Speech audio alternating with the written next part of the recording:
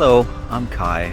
I'm a German, but I've been living here in Shanghai for more than 16 years now. One of the things I like to do is take photos of the local birds here in Shanghai, and what you see in the back of me is a little exhibition that I did here in my compound, showing the people who live here the birds that live with them. I'm a PhD chemist by background. I did a PhD in Germany and a postdoc in the US. Then I worked in a German chemical company for about 5 years, and I switched companies, and they sent me, on my first day of work, they sent me to Shanghai. And that was about 16, 17 years ago.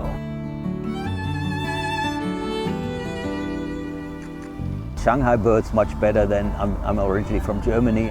In Shanghai, the most interesting birds are those that just are here on migration. Shanghai itself doesn't have that many breeding birds or birds that stay here in winter.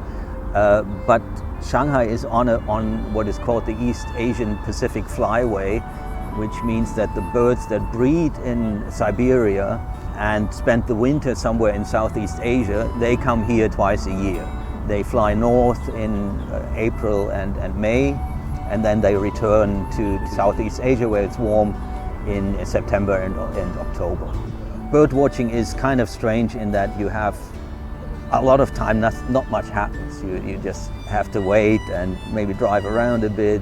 Well, I think it's mostly seeing individual species that I like very much. I like owls very much, so every time I see an owl, it's a great moment. Once I spent in one of these microforests, I spent an hour or so with an owl just looking at it, and when there was a plane coming by, then the owl looked at the plane and I looked at the plane, and it was very peaceful and nice.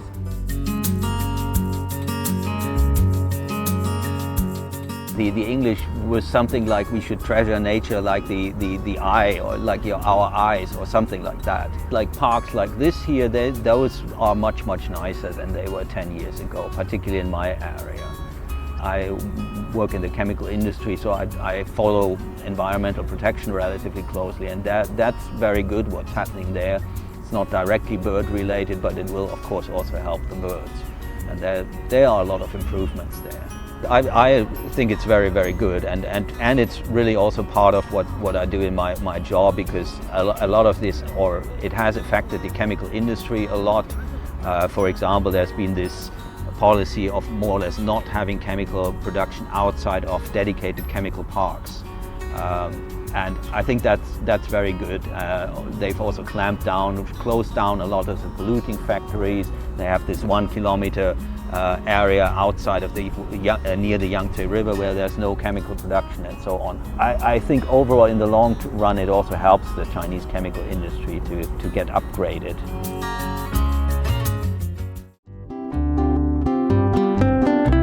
I opted to use 3 words, of which one is change and the other 2 are economic progress.